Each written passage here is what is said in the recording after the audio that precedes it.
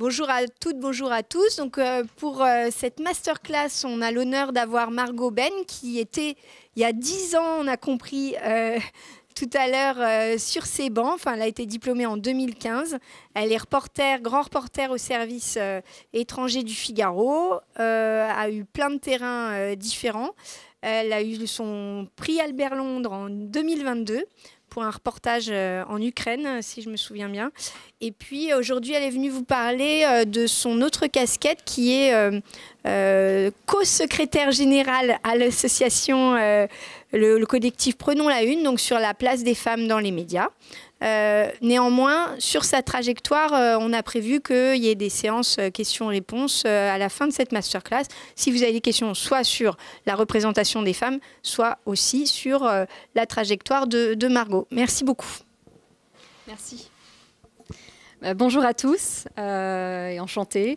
Donc voilà, moi je m'appelle Margot. Juste pour vous donner 2-3 éléments très rapides sur moi et mon parcours, si vous avez des questions ensuite, parce que d'après ce que je comprends, vous êtes en M1, donc vous démarrez tout juste et vous avez peut-être des questions sur le parcours que pourrait avoir une journaliste. Voilà, et donc je pourrais vous parler un petit peu des différents contrats par lesquels j'ai pu passer, les différents terrains, etc. Donc en gros, moi, avant de venir en école de journalisme, j'avais déjà un petit peu commencé de bosser. J'étais partie en freelance au Soudan après avoir fait un master en relations internationales et italien, longue histoire. Et voilà, et donc j'avais pas mal bossé. Avant ça, j'avais fait pas mal de stages également. Voilà. Je suis venue en école surtout pour apprendre le volet plus technique du métier, c'est-à-dire essentiellement la radio et la télé, que je ne connaissais pas du tout. Et puis connaître un petit peu voilà, le métier et surtout le milieu, puisque personne de ma famille n'est journaliste, ni même à Paris. Donc j'avais un petit peu besoin d'un carnet d'adresses.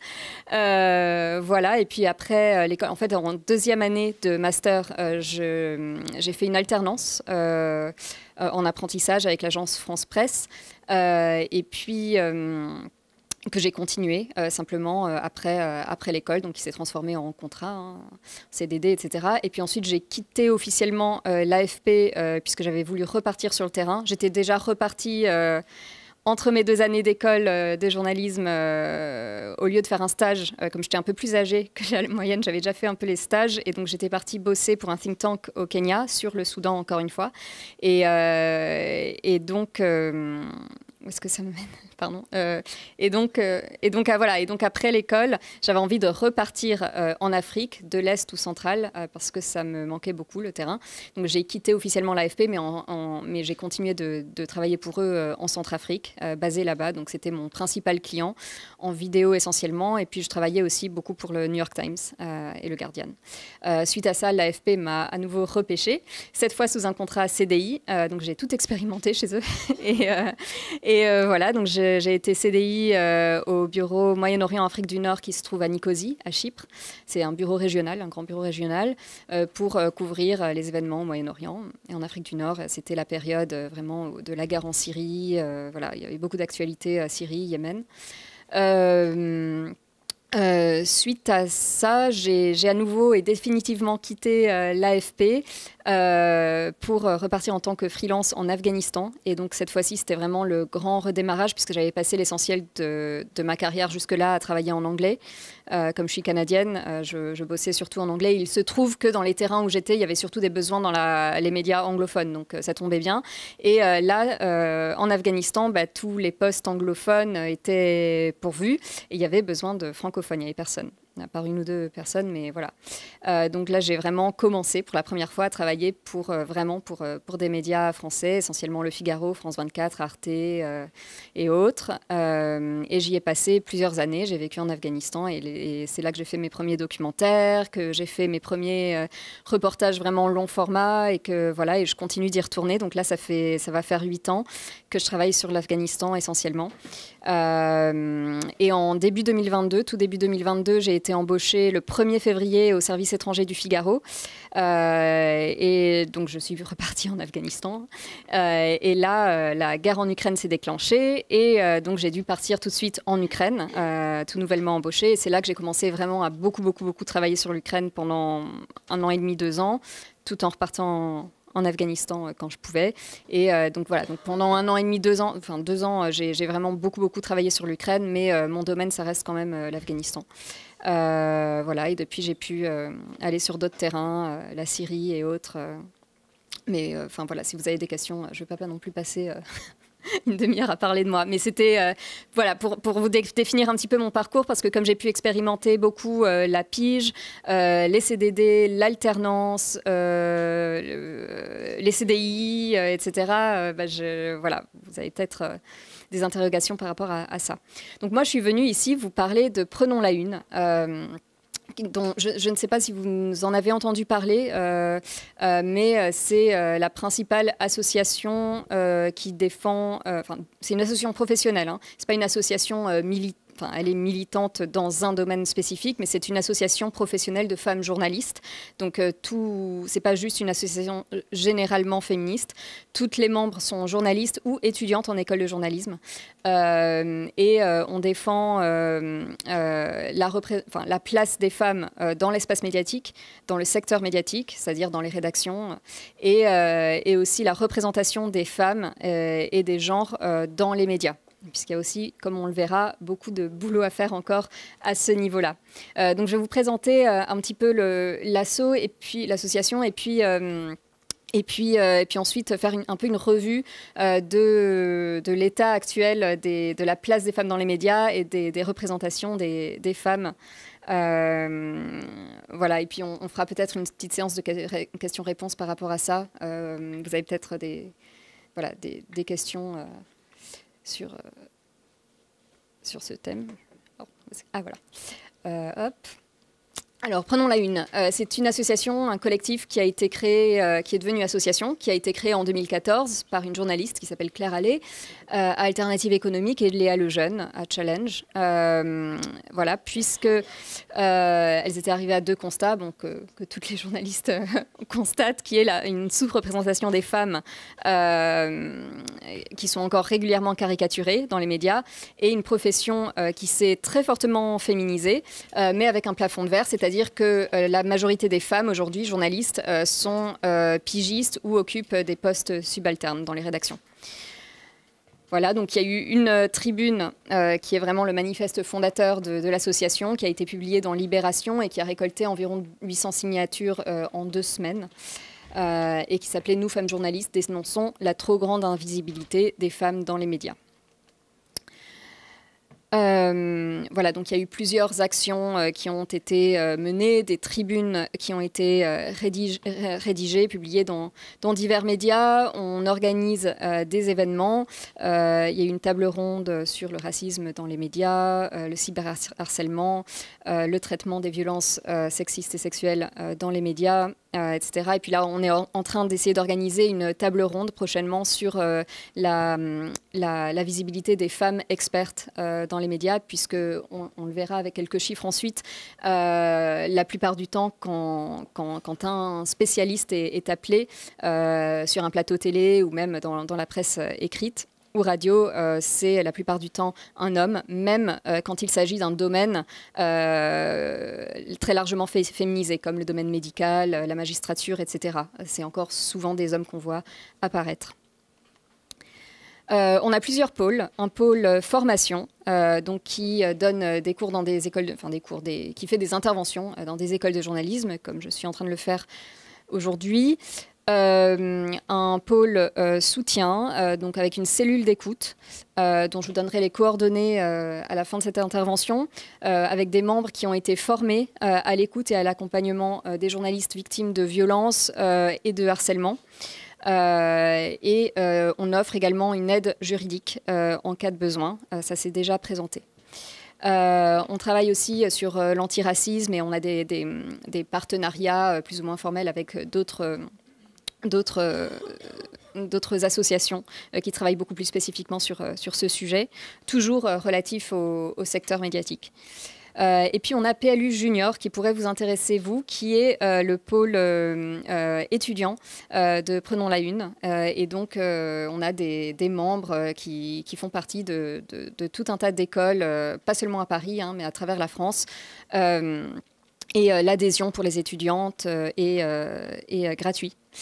Voilà. Et ça peut être pas mal également parce qu'on fonctionne notamment grâce à un Discord, une plateforme Discord dans laquelle on s'échange beaucoup de conseils, de bons plans, de contacts, où on se soutient les unes les autres s'il y a des problèmes de harcèlement ou autres, de paiement de salaire. Enfin, voilà. Donc ça peut être très intéressant, notamment quand on démarre dans le métier. Alors, le traitement sexiste dans les médias. Ça, c'est un exemple de une sur Il raconte le monde d'après, et comme par hasard, ce sont 4 hommes blancs. Voilà. Mais il y en a aussi beaucoup d'autres. Je vous passe tous les différents exemples, sinon on n'aura pas le temps, mais globalement, comme je vous le disais, la plupart des experts interrogés dans les médias, notamment sur le Covid-19, PLU, avant que moi j'arrive dans l'association, avait fait une petite étude là-dessus. Et sur le Covid-19, c'était à 80% des hommes, en sachant que le secteur médical est très très fortement féminisé. Mais on n'entendait pas vraiment de médecins femmes sur le sujet. Sur les 3000 experts interrogés par TF1, France 2, M6, France 5, BFM, LCI, France Inter et RTL, seuls 20% étaient des femmes. Voilà. Il y a eu un projet mis en place en 2020 qui est le Global Media Monitoring Project, dans lequel ont participé 116 pays et qui a effectué une recherche, qui est la recherche en fait la plus approfondie sur le genre dans les médias. Il a lu tous les 5 ans et il me semble que celle de cette année n'est pas encore parue, si je ne me trompe pas. Alors, ils ont trouvé que les femmes représentent moins de 30% des sujets ou des sources d'information. C'est à peu près la moyenne européenne, voire un peu en dessous. Et moins de 4 journalistes sur 10 dans le monde sont des femmes, alors que 66% des étudiants en école sont des femmes. La télé est le média le plus paritaire, avec 51% de femmes journalistes, mais plus de 6 journalistes radio sur 10 sont des hommes. Près de 4 sujets politiques sur 10 sont traités par une femme journaliste, et elle s'occupe à 23% de sujets économiques, 20% des sujets sciences et santé, 15% des sujets de justice et 14% seulement le sport et les arts. Sur les femmes sources donc interrogées, 20% le sont sur des sujets économiques, 24% des sources politiques sont des femmes, 37% en sciences et santé, 38% en justice, mais en réalité, quand il s'agit d'articles ou de reportages judiciaires, la plupart des femmes qui sont interviewées sont en fait des victimes, et 40% dans le domaine du social et du droit. Ah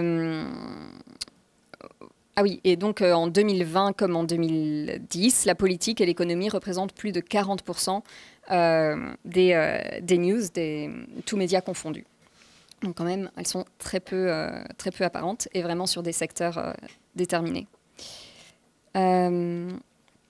Lorsque les femmes sont interrogées, 46% des témoins sont des femmes, donc pas forcément des experts, vraiment des témoins, souvent sur les sujets sociétaux d'ailleurs. Et les 2 tiers des professionnels de santé de niveau intermédiaire, donc non médecins, sont des femmes, mais seulement 31% des médecins sont des femmes. Donc encore une fois, on va interviewer plutôt une infirmière et un médecin. 81% des enfants et des jeunes sans occupation qui sont représentés dans les médias sont des filles ou des femmes. Et en général, ce sont aussi des étudiantes. Quand on va interviewer des étudiants, c'est surtout des étudiantes.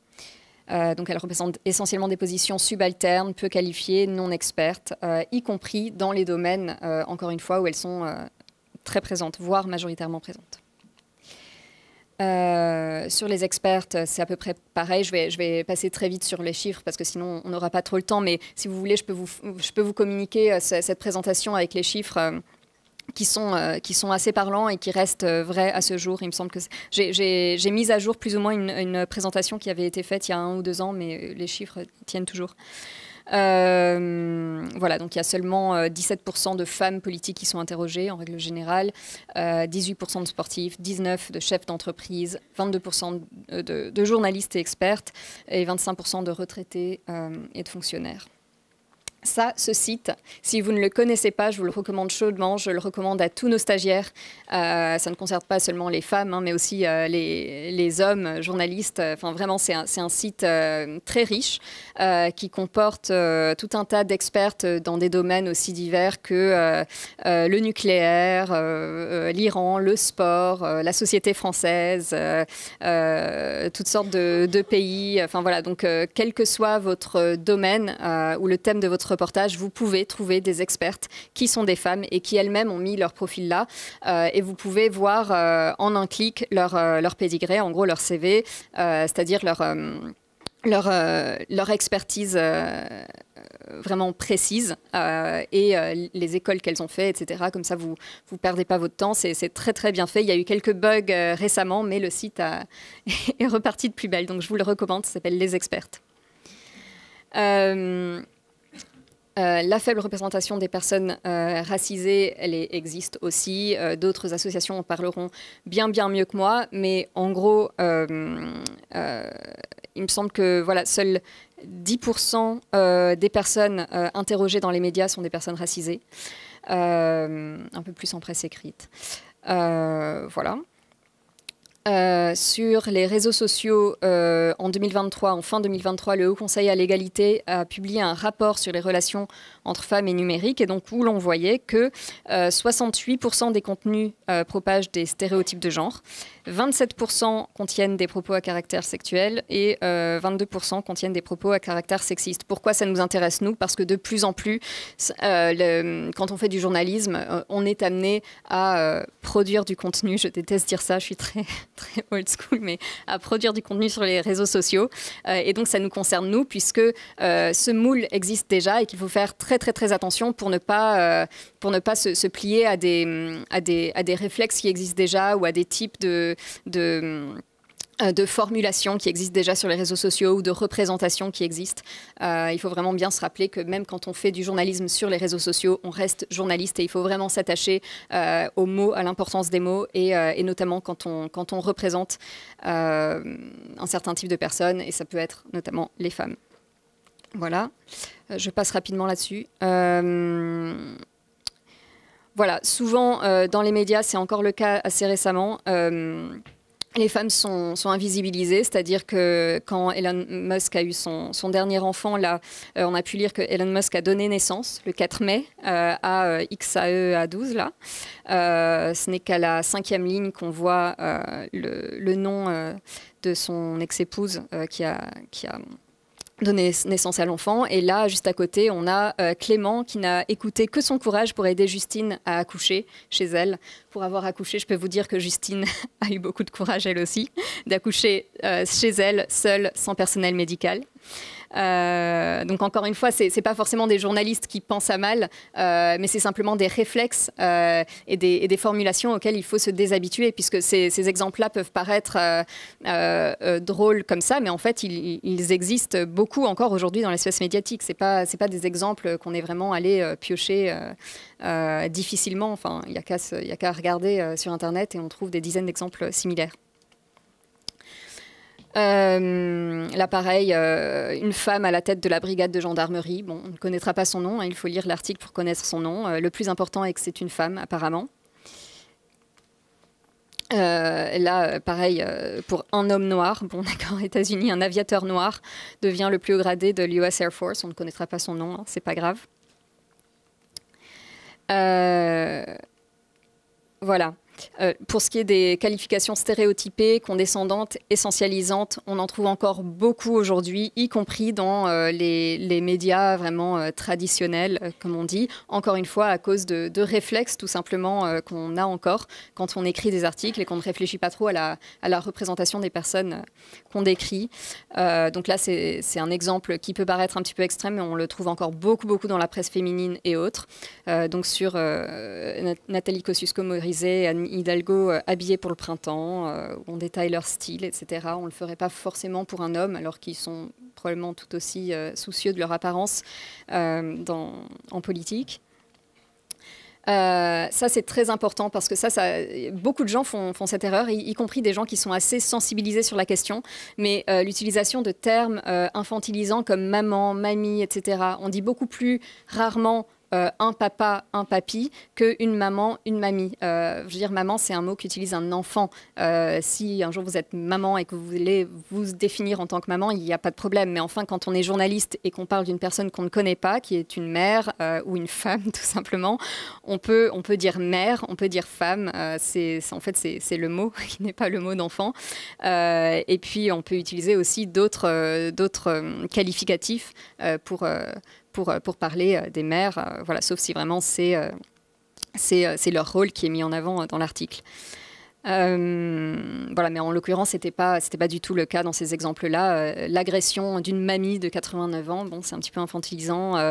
Deux mamans alsaciennes participent au rallye raid marocain. Bon, c'est quand même des femmes qui courent dans le désert. On n'a pas vraiment besoin de savoir que c'est des mamans. Voilà. Bon, là, c'est pareil. Il y a beaucoup d'exemples. Là, c'est un exemple du Figaro assez récent c'est pas tant l'article qui posait problème, c'est sa mise en avant. On a choisi un extrait de l'article pour le mettre en avant sur les réseaux sociaux, qui est celui qui parle des jeunes filles et qui dit que faire du sport à la puberté prévient chez les jeunes filles le stockage des graisses, l'apparition de la cellulite, etc., etc. Tout ça sur un article du service Sciences qui parlait de l'importance de faire du sport quand on est adolescent. Voilà. La pub aussi, bon, ça je passe rapidement dessus parce que sinon on en a vraiment pour des heures.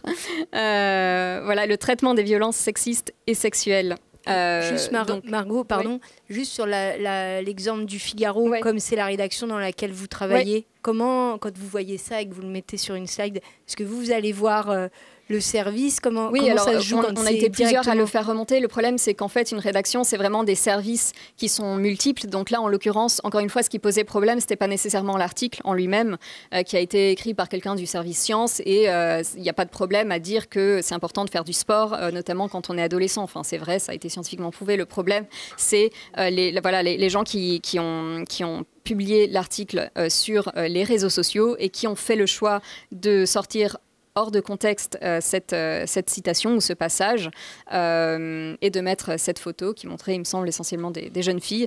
Voilà, c'est ça qui pose problème et qui donne à penser, en fait, que c'est surtout les femmes, les jeunes filles qui sont visées par cet article, alors que pas du tout. Et donc, on a fait remonter, enfin, ça n'a pas vraiment donné grand-chose. Mais oui, il me semble que ça, comme ça avait fait pas mal parler, notamment sur les réseaux sociaux, etc., je pense que le post avait été changé par la suite. Mais bon, des exemples comme ceux-là, il y en a beaucoup, hein, et celui-là est même pas particulièrement... voilà, particulièrement méchant, mais des exemples comme celui-là, il y en a beaucoup dans plein d'autres journaux, magazines, voilà, presse spécialisée. Lorsqu'on traite les violences sexistes et sexuelles, on a eu des exemples à foison là, avec le procès Mazan notamment, mais on a encore beaucoup de titres un peu ironisants ou qui font de l'humour avec « Elle cuit mal les pâtes, il la tue ». Bon, on a tous vu ce type de titres qui visent à faire du clic et souvent ça marche. Mais c'est très très grave parce que ça minimise des actes, ça normalise aussi des actes et ça tend à dire qu'en fait, cet événement finalement a été assez drôle et assez peu significatif, alors qu'une femme est morte. Il y en a beaucoup, hein, des exemples comme ça. À propos de PPDA sur Europe 1 en 2022, on a entendu « Il aimait les femmes jusqu'à l'excès ». Il a eu 90 accusations de violences sexuelles quand même. Il n'était pas amoureux des femmes, c'était un agresseur. Donc voilà. Il y a eu beaucoup de phrases comme ça. Là, on a pris Europe 1, mais c'était... Voilà, il y a eu de très nombreux dérapages similaires. Bon, je passe quelques exemples parce que sinon, encore une fois, hop. Du 1er novembre 2022 au 1er janvier 2023, l'antenne marseillaise de Prenons la Une, qui est notre autre vraie grosse antenne. On est principalement à Paris, mais on a un autre bureau à Marseille, en plus d'avoir pas mal de membres à travers la France. Mais voilà, le bureau de Marseille a fait une étude. Elles ont passé au peigne fin 102 articles traitant des VSS dans 9 médias locaux en ligne. Et donc, je ne sais pas si vous voyez là, ouais, vous arrivez à voir. Il n'y en a que 4, il me semble, qui ont obtenu la moyenne, c'est-à-dire 10 ou 11 sur 20. Voilà. Alors là, je pense que je peux passer à un deuxième... Je voulais intercaler une deuxième présentation. Si c'est trop compliqué, je peux juste continuer celle-ci et puis après on repassera sur l'autre. On peut intervertir, hein.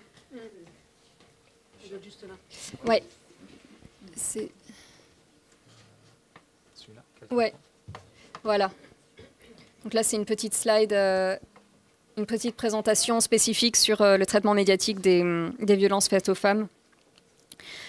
Donc chaque année, 216 000 femmes sont victimes de violences par leur ex-conjoint ou actuel conjoint. Et tous les 3 jours, une femme meurt sous les coups de son conjoint. Je dis ça, encore une fois, on est une association de femmes journalistes, mais je dis ça parce qu'il y a beaucoup de journalistes qui traitent de ces sujets, qui sont des sujets sociétaux. Et donc c'est important d'avoir ces chiffres en tête, puisque c'est aussi des sujets qui font beaucoup de vues, de clics, etc. Donc qui sont vraiment au premier plan quand on traite de l'actualité. Et vous serez sûrement amenés à traiter de ces sujets quand vous entrerez dans des rédactions web, etc. après l'école.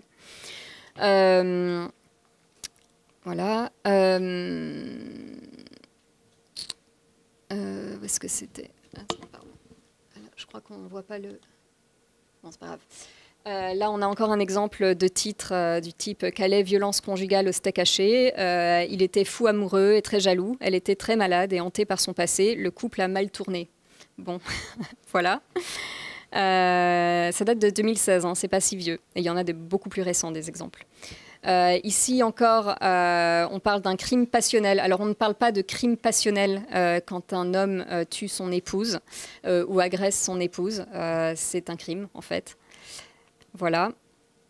Là, pareil, un drame conjugal. On ne parle plus du tout de drame conjugal, même si une source, que ce soit une source à la gendarmerie, une source policière ou autre, vous parle de drame conjugal, de crime passionnel. Ça arrive encore souvent parce que c'est des termes qui sont très fréquemment utilisés. Eh bien, vous, il faut vraiment que vous ayez ce réflexe-là de traduire ces mots-là et de mettre les termes juridiques qui s'appliquent. Un drame conjugal, ça n'existe. Enfin, en fait, ça ne veut rien dire. Là, en l'occurrence, un homme a cherché à incendier son épouse. Bon, drame conjugal, c'est un euphémisme. Ici aussi, un homme tire sur une caissière ne cédant pas à ses avances. Bon, en fait, c'est pas tellement parce qu'elle n'a pas cédé à ses avances, c'est parce qu'il l'agressait. Enfin,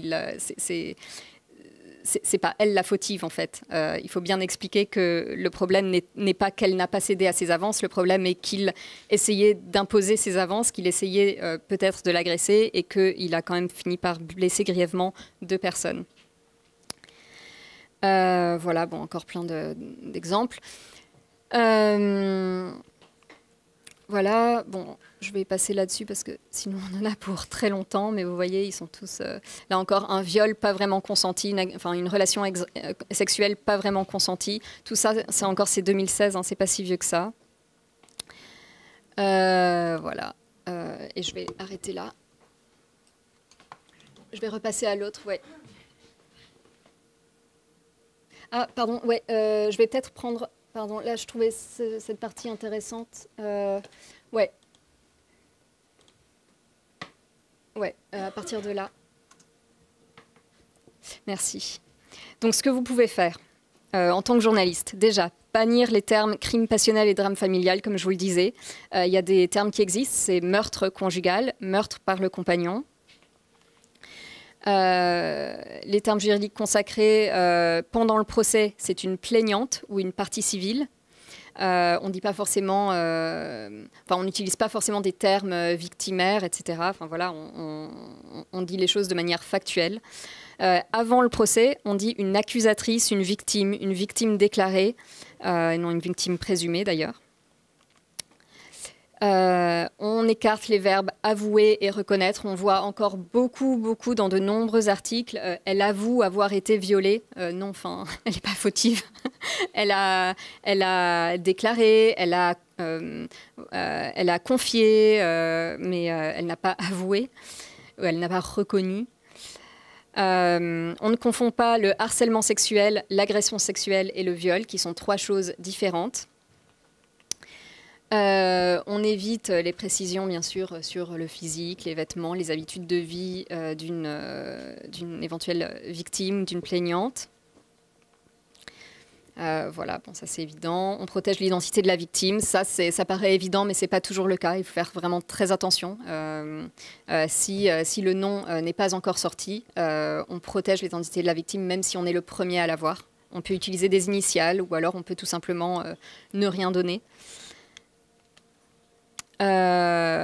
Voilà, et mettre en avant le contexte ayant précédé le meurtre conjugal ou la tentative de meurtre, c'est assez important, enfin c'est même très important, mais encore une fois, les mots sont cruciaux, c'est-à-dire que on va pas mettre en avant forcément, enfin comme ça a pu être vu dans d'autres titres, voilà que la personne a refusé des avances, ou enfin voilà, on va vraiment faire attention à factuellement relater qui étaient ces gens dans le contexte de l'événement que l'on couvre et qu'est-ce qui a mené à ce meurtre ou cette tentative de meurtre ou cette agression. On ne va pas tenter d'élaborer ou de faire des élucubrations sur ce qui a pu se passer dans la tête de l'homme. Ou voilà. Je dis ça parce que c'est encore très vu. Voilà, on traite bien sûr, mais ça c'est de plus en plus fait, le meurtre conjugal et les violences sexuelles comme un problème de société, non seulement comme un fait divers.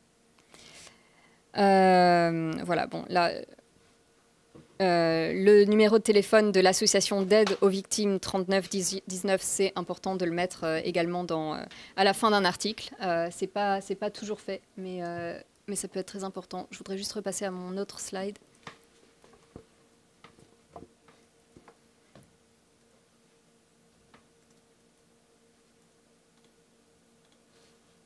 Super, merci beaucoup.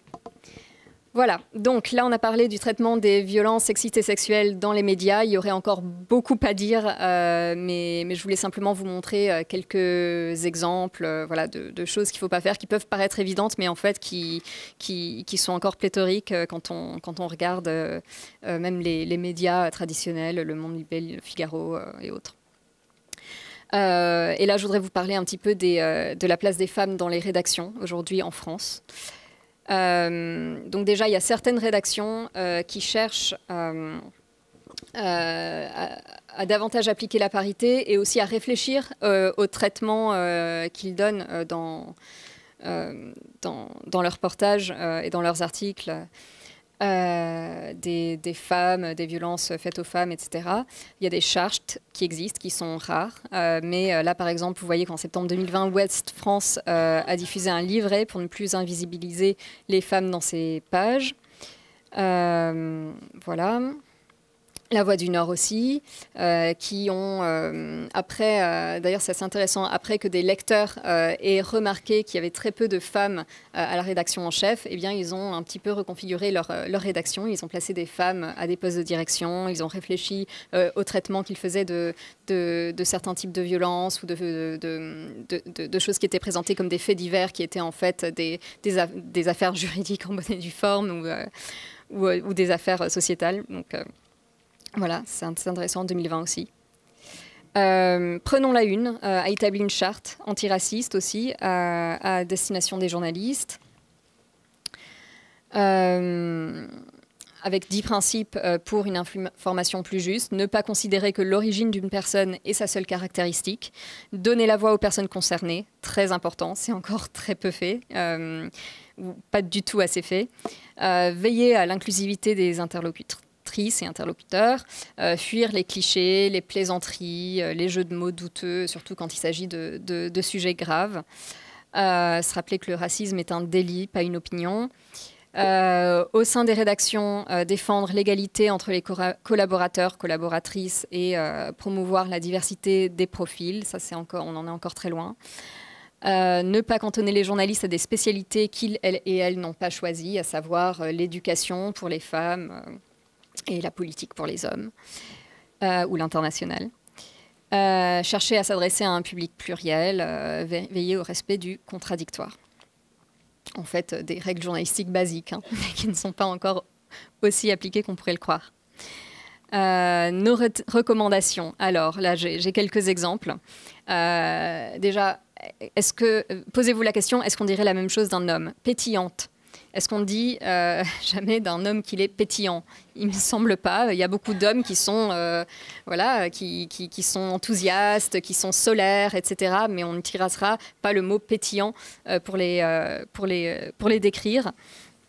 La journée de la femme, la journée des femmes, ça n'existe pas. C'est la journée internationale pour les droits des femmes. Une femme libérée, ça se voit encore tout le temps dans des articles. Enfin, on comprend la référence à la chanson, mais déjà, c'est pas très fin. Et en plus, c'est pas factuel du tout. Enfin, qu'est-ce que ça veut dire libérée? Et ensuite, d'où est-ce que le journaliste sait que cette femme-là était, entre guillemets, libérée? Et ce petit bout de femme qu'on trouve encore beaucoup en 2025, je vous jure qu'on le trouve encore beaucoup et on le dit. On m'a d'ailleurs dit ça assez récemment. Voilà. Surveiller l'iconographie, et bon ça évidemment les photos, mais je pense que je m'adresse à un public qui est assez déjà formé à ce sujet. Vous n'allez pas utiliser une photo stéréotypée, etc. Voilà, pour rendre les papiers plus éthiques, on tente en tout cas de féminiser les noms de métiers. C'est encore pas beaucoup le cas. Souvent, quand j'édite des papiers, des correspondants, etc., qui ne pensent pas encore du tout à mal, ont tendance à utiliser le masculin pour certains métiers, alors que le féminin existe. Donc voilà, on féminise les noms de métiers. On arrête les photomontages ridicules, surtout quand il s'agit de violences conjugales, de meurtres, etc. On ne minimise pas les faits en disant par exemple qu'un crime a été commis par jalousie, par passion, etc. Voilà. On a encore combien de temps pour savoir à quel point je peux m'étendre? D'accord, très bien, merci. Le choix des mots dans les articles judiciaires, il est lui aussi très important. Et ils ont un poids. Donc, quand on parle d'attouchement, est-ce qu'on parle d'une agression sexuelle? Est-ce qu'on parle, parce que en fait, il y a des mots ont des implications juridiques. Donc, si c'est un attouchement qui a été commis, on peut d'ailleurs dire ce que c'était et on peut dire que c'est une agression sexuelle. Et si une plainte a été déposée, c'est une plainte certainement pour agression sexuelle. Et ça, il faut le dire. Parce qu'encore une fois, sinon, ça minimise ce qui s'est passé. Derrière le terme d'abus sexuel, on veut souvent dire viol. Donc si on dit abus, qui veut en fait tout et rien dire, un abus ça peut être n'importe quoi. Si le fait a été caractérisé et qu'on sait que c'est un viol, il faut le dire, sinon on ne dit pas les choses et c'est pas déontologique. Pédophile, abuseur. Déjà, abuseur, c'est un anglicisme. On parle plutôt de pédocriminel. Voilà. Pervers narcissique, ce terme, il fait beaucoup débat dans les milieux psy. Pervers narcissique, c'est surtout en fait un terme qu'on retrouve beaucoup dans la presse féminine et dans les articles à clic. Enfin, je ne sais pas combien d'articles sur les pervers narcissiques, etc., etc. Mais en fait, ça veut encore une fois tout et rien dire. En l'absence de diagnostic officiel, il faut s'abstenir. Voilà. Et encore une fois, une victime présumée, comme je vous le disais, il me semble, il y a quelques minutes, c'est l'agresseur qui est présumé, c'est pas la victime. La victime peut être qualifiée de victime déclarée. Elle s'est fait violer, on ne dit pas ça. Déjà, en plus, c'est une tournure plutôt, c'est un anglicisme. Elle elle a été violée, idem pour se faire agresser, elle a été. Elle avoue avoir été violée, bon ça on l'a vu, c'est un petit peu étrange. Sous les coups de, c'est imprécis, souvent inexact et faux. Elle n'est pas morte sous des coups, elle a été activement poignardée. On essaye d'utiliser la forme active pour décrire ce qu'il s'est passé et ce qu'a commis l'agresseur. Voilà, bon. Et encore une fois, voilà, on ne survictimise pas une victime déclarée.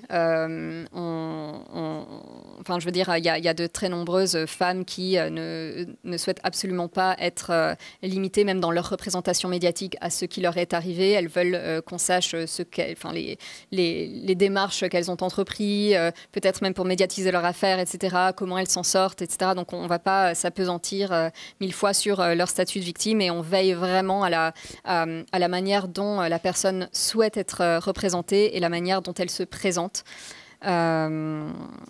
Voilà. Les inégalités en entreprise. On y vient.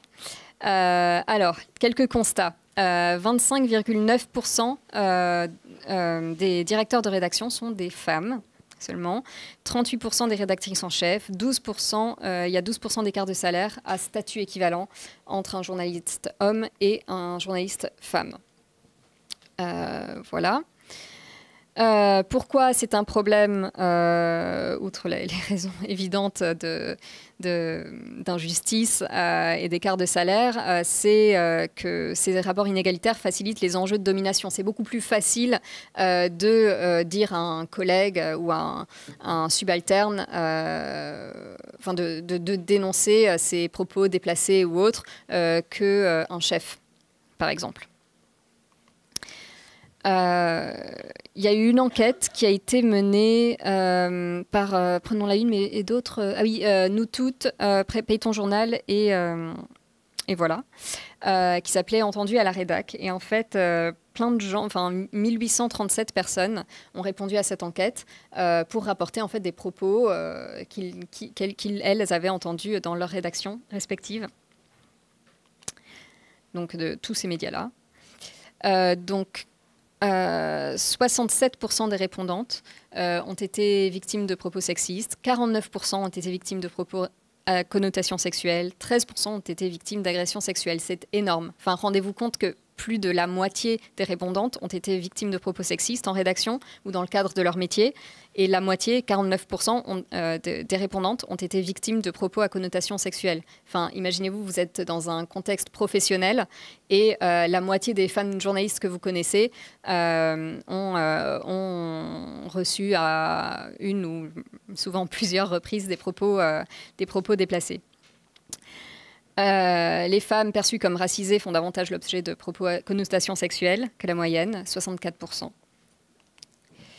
Voilà, bon, plein d'exemples, on ne va pas s'étendre dessus, mais voilà, c'est des trucs, c'est des choses qu'on peut entendre pas mal dans des rédactions. J'ai regardé les nouvelles stagiaires, il n'y a rien à se mettre sous la dent. Voilà, elle n'est pas assez belle pour être violée, ça c'est un grand classique. Je ne comprends pas pourquoi on envoie une fille au salon de l'agriculture. Je ne sais pas si elle va y arriver, il faut des épaules et c'est une femme, grand classique aussi. Voilà. C'est pas forcément des propos graveleux ou autres. Ça peut être des propos vraiment qui ne font sciller personne, mais qui ne sont absolument pas acceptables et qui perpétuent, par exemple, l'idée qu'une femme ne peut pas faire les mêmes reportages ou s'atteler au même sujet qu'un homme. Voilà, c'est des choses qui vont normaliser ces schémas de pensée-là sans même qu'on s'en rende compte ou que la majorité de la rédaction s'en rende compte, parce que c'est pas forcément des propos problématiques en eux-mêmes parfois. Voilà, lorsque les violences sexuelles ont lieu dans une rédaction, les RH n'en ont pas été informés dans 83% des cas. Et lorsqu'elle en est informée, aucune mesure n'est prise dans 66% des cas. Encore une fois, c'est énorme. Elles se mettent alors en infraction avec le Code du travail. Donc tout le monde connaît MeToo Média, il y a eu tout plein de réactions. On ne va pas revenir sur tous les exemples, mais il y a eu un réveil avec MeToo Média, mais qui n'est absolument pas achevé. Voilà. Bon, ça, ce qu'on constate aussi, mais ça c'est un autre constat qui va au-delà du sexisme, etc., mais c'est que les rédactions, encore aujourd'hui en France, elles sont majoritairement blanches et assez peu diverses, même en termes d'origine sociale, d'origine géographique. Enfin voilà, et puis ça se vérifie bien souvent en école de journalisme aussi. Bon. En tout cas de notre temps, à beaucoup de mes consoeurs et confrères et moi-même, on voyait qu'en école de journalisme, il y avait au moins une bonne moitié, voire plus, d'étudiants et étudiantes qui étaient issus des mêmes milieux sociaux, qui étaient bien souvent parisiens, qui avaient fait à peu près les mêmes études. Enfin, donc ça reste assez problématique et ça rend des rédactions qui sont à l'image de cet écrémage déjà dès l'école et dès le début des études. Voilà, nos propositions, et les propositions de cette étude, c'est de renforcer les capacités d'évaluation du CSA avec des indicateurs plus fins, permettre un suivi chaîne par chaîne, rendu public, afin d'inciter les médias à prendre des engagements plus forts en matière de diversité. Voilà, vous pouvez suivre également le travail de l'AJAR. Vous avez peut-être déjà connaissance de cette association. C'est l'association des journalistes antiracistes et racisés avec lesquels on a bien sûr des liens. Voilà. Les sanctions encourues pour des propos sexistes et agressions sexuelles en rédaction et autres, hein. Mais une agression peut être punie de 5 ans de prison et 75 000 € d'amende. Pour un viol, la peine maximale est de 15 ans. De 20 ans, pardon. 15 ans sinon. Or, 60 à 80% des affaires de viol sont correctionnalisées, c'est-à-dire qu'elles sont jugées aux assises, requalifiées en agression sexuelle. Donc, en fait, un agresseur qui aurait pu prendre 15-20 ans va prendre la majorité du temps 5 ans. Et ça, c'est aussi intéressant à savoir quand on couvre ce type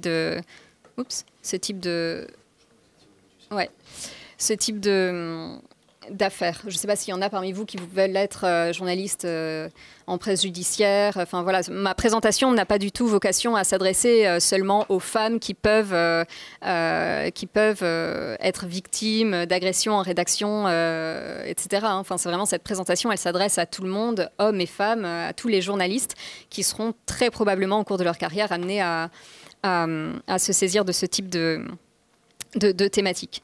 Voilà. Est-ce que vous avez des questions? Oui. Bonjour. Déjà, merci pour la présentation.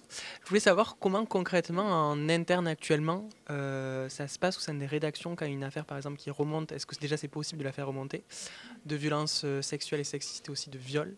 Est-ce qu'il y a, comme on peut voir au sein de certains partis, une cellule qui gère en interne ces problèmes? Et est-ce que la cellule en question, s'il y en a, dans certains médias, est indépendante parce que ça pose aussi des soucis vis-à-vis des collègues de la rédaction? Alors, c'est une bonne question. Ce qu'il faut savoir, c'est qu'une rédaction, c'est une entreprise comme une autre. Et dans toutes les entreprises, il y a des soucis de... je veux dire, les RH sont de plus ou moins bonne qualité, il y a plus ou moins de discrétion, etc. Donc, il y a certaines rédactions dans lesquelles une cellule d'écoute va être mise en place et fonctionner. Et donc là, ça peut vraiment apporter une réelle aide à la journaliste ou aux journalistes victimes d'agression. Mais dans d'autres rédactions, il peut y avoir des ratés. Mais ça, c'est pas parce que c'est des rédactions, c'est parce que c'est des entreprises et qu'en milieu d'entreprise, il y a toujours ce genre de problème. Et c'est très, très grave parce que quand on ne peut pas se référer au RH ou à la cellule spécialisée de son secteur d'emploi ou de son entreprise, eh bien, en fait, ça veut dire qu'il faut se tourner ailleurs, qu'on n'est pas protégé par son entreprise. Et d'ailleurs, c'est pour ça qu'il me semble que j'avais dans mes slides quelque part des ressources, mais que je peux vous envoyer ensuite. Il existe des associations, des cellules d'écoute avec des aides juridiques, notamment chez Prenons la Une, et qui se saisissent de ce genre de dossier. Donc encore une fois, là, on ne peut pas donner une réponse générale comme ça. Ça dépend de la rédaction, ça dépend des gens qui sont dans la rédaction à des postes clés au moment T. Enfin, c'est comme partout en fait, malheureusement. Oui.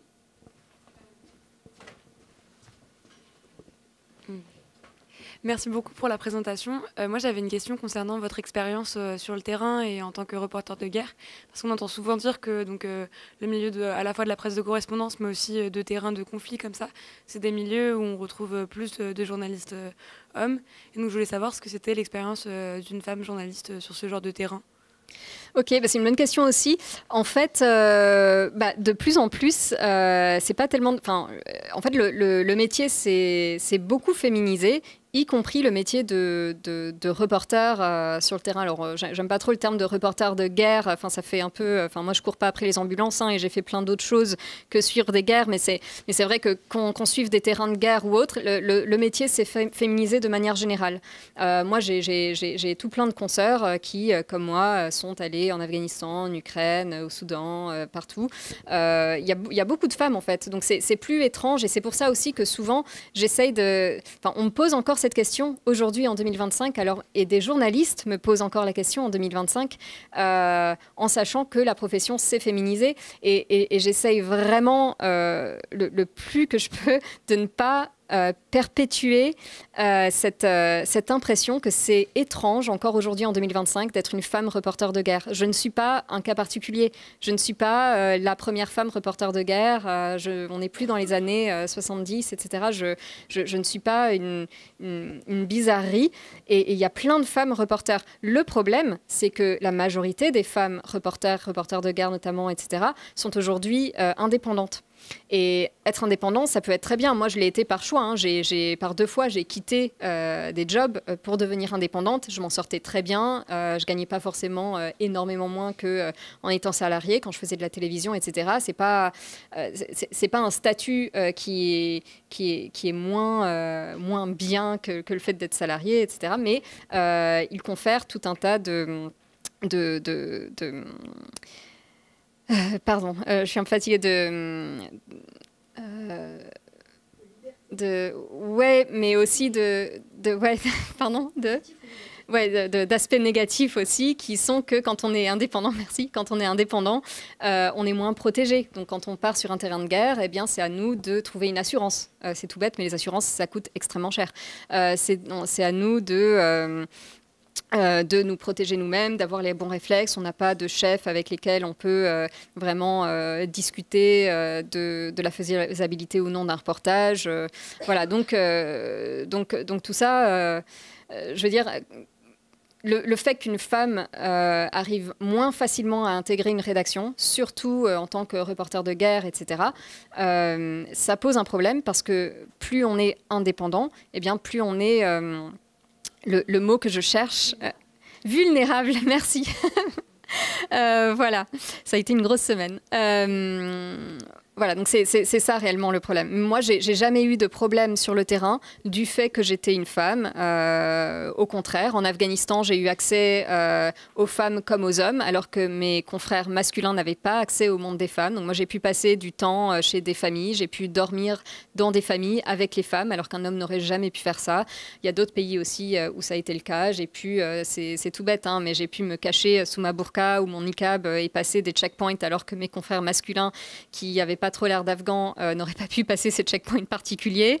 Ça m'est arrivé beaucoup. Et sinon, non, j'ai jamais...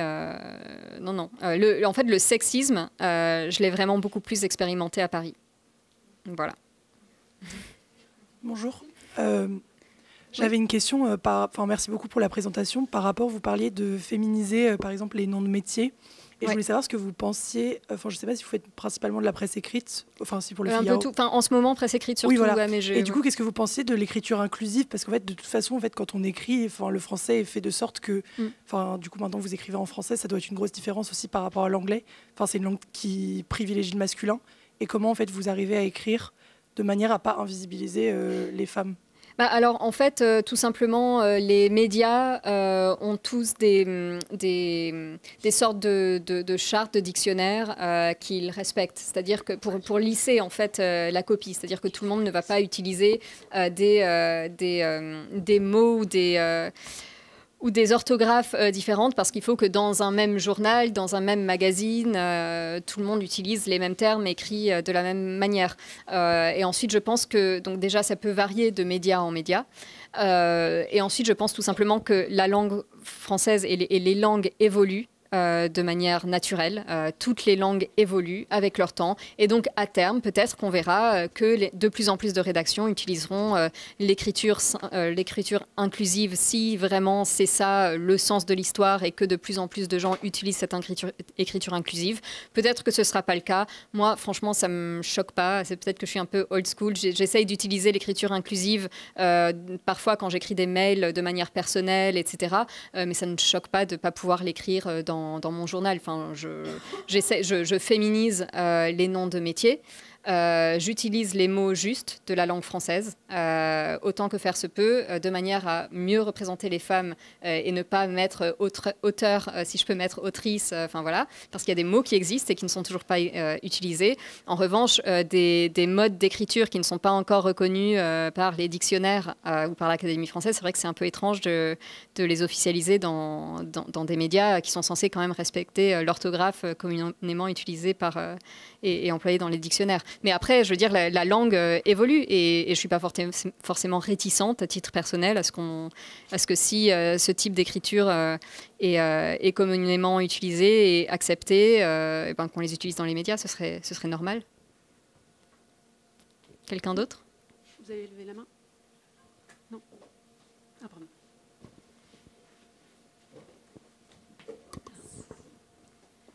Bonjour, merci beaucoup.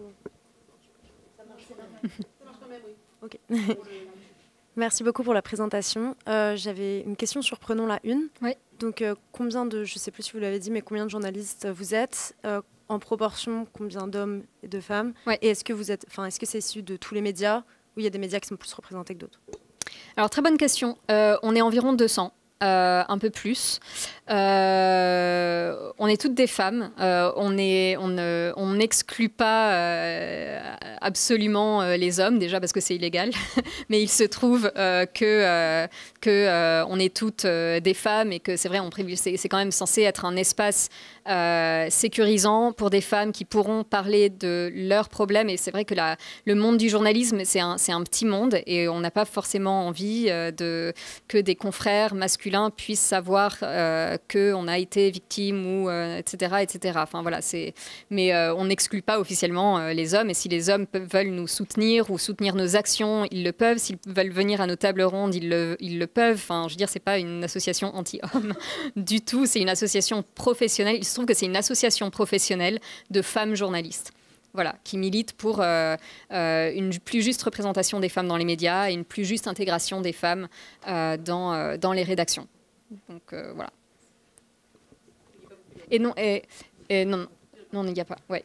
Mais et juste, pardon, il n'y a pas de médias qui sont plus représentés que les autres. En revanche, c'est vrai que, et d'ailleurs, ça rejoint ce que je disais tout à l'heure, il y a un grand nombre de pigistes, de journalistes indépendantes. Donc, c'est pas mon cas. Mais en même temps, moi, j'ai rejoint l'association seulement l'année dernière, puisqu'avant, j'étais surtout à l'étranger, donc j'avais pas du tout le temps de m'investir dans une association et je n'étais même pas physiquement présente. Mais je suis l'une des quelques journalistes vraiment salariés, voilà. Mais il y a beaucoup de pigistes. Et beaucoup de journalistes aussi qui travaillent pour la presse féminine et qui travaillent pour des sujets sociétaux, etc., ce qui est génial. Mais il y a aussi beaucoup de journalistes femmes qui travaillent sur tout plein d'autres sujets, qui sont des journalistes scientifiques, qui sont des reporters de guerre, etc., et qui ne connaissent pas encore bien notre association. Donc voilà, et des élèves, des étudiantes journalistes aussi qui ne connaissent pas encore PLU. Donc moi, je trouve que ce serait très enrichissant aussi d'avoir davantage de profils et des femmes journalistes qui travaillent sur tout un tas de domaines et pas seulement les domaines vraiment directement liés aux droits des femmes. Voilà.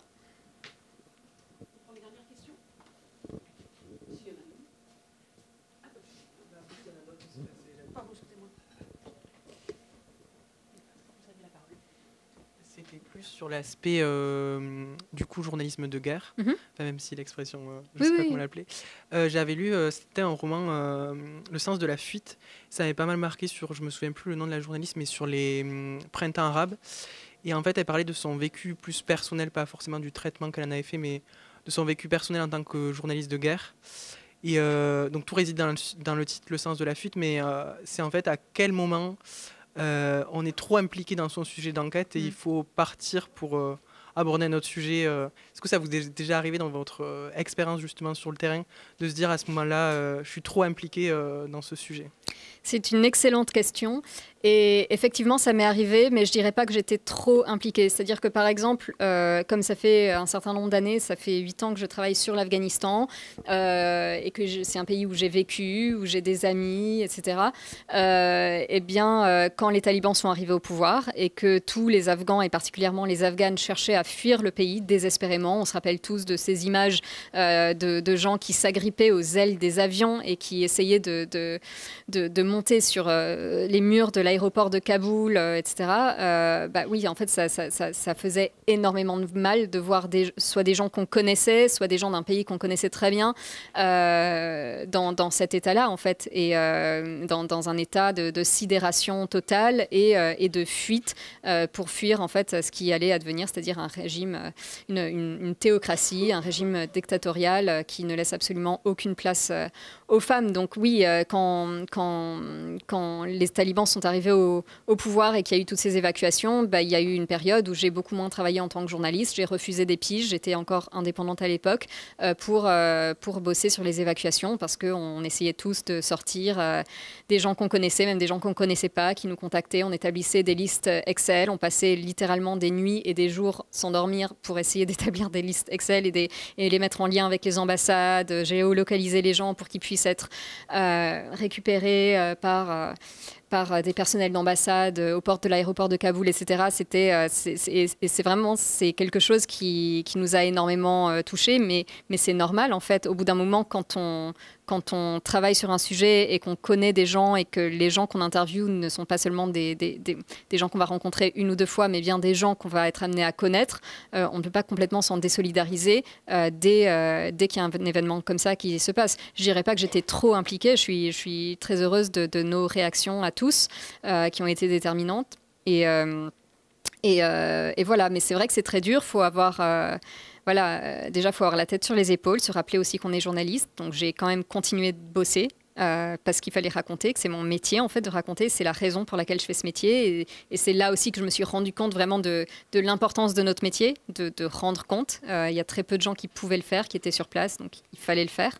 Mais au bout d'un moment, on ne peut pas non plus oublier qu'on est humain et que si on a la possibilité d'aider quelqu'un, eh bien, on se doit de le faire. Après, il y a toujours vraiment... Il faut faire très, très, très attention. Il y a plein de zones grises, plein d'écueils dans lesquels on peut tomber. Quand on va en reportage, de temps en temps, il arrive que des gens nous demandent de l'argent en échange de témoignages. Ça, c'est non. C'est contraire à l'éthique. C'est-à-dire que si on donne de l'argent à quelqu'un, avant qu'il nous livre son témoignage, encore pire, eh bien, il ou elle peut nous raconter n'importe quoi pour avoir de l'argent. On ne paye pas pour avoir un témoignage. Ça, c'est vraiment non. Même si on en a très envie, même si la personne est dans un camp de déplacés, à 5 enfants, etc., si la personne demande de l'argent pour un témoignage, on ne peut pas. Des journalistes l'ont fait, ça s'est su, ça se sait pas toujours, mais ça se sait dans le milieu, c'est extrêmement problématique et en plus ça génère une sorte d'habitude où maintenant, parfois, ça s'est déjà vu que dans certains contextes, on savait qu'on allait dans un endroit et les gens allaient nous demander, nous faire la manche et nous demander de l'argent en échange des témoignages. Déjà, on ne peut pas toujours quand on est indépendant, on n'a pas l'argent pour le faire. On dépense déjà de l'argent pour faire nos propres reportages, donc on n'a pas forcément l'argent matériellement à dépenser pour voilà. Et surtout si les sommes vont crescendo parce que certaines grosses chaînes passent derrière et donnent de l'argent. Voilà. Après, c'est vrai que si on se lie d'amitié ou qu'on a vraiment passer du temps avec quelqu'un et que cette personne est vraiment dans le besoin et nous demande de l'aide, c'est à la discrétion de la personne qui, en dehors de son rôle de journaliste, une fois que l'interview est passée, une fois que tout ça n'a plus rien à voir avec le job, eh bien, peut décider ou non d'aider cette personne avec son propre argent, pas avec l'argent de la rédaction. Voilà, mais ça, c'est vraiment, il faut vraiment séparer la casquette du journaliste et la casquette d'aidant ou d'humanitaire. Enfin, voilà. Si on les confond, eh bien, on doit devenir humanitaire et pas journaliste. Ce qui est très bien aussi, mais il faut pas faire ce mélange des genres-là.